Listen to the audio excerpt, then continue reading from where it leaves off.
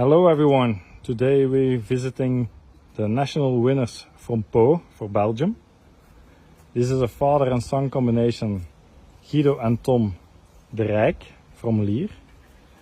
The winning bird is this 2-year-old hen. She's a checkered hen. She was the fastest in Belgium on Pau.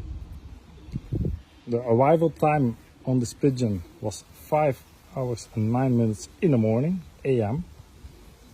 The distance from Pau to Lier was 942 kilometers, 0.736 kilometers. And the velocity of this pigeon was 1036 meters, 0.49 a minute. She's a wonderful, nice hen, a typical marathon hen, extreme long distance hen.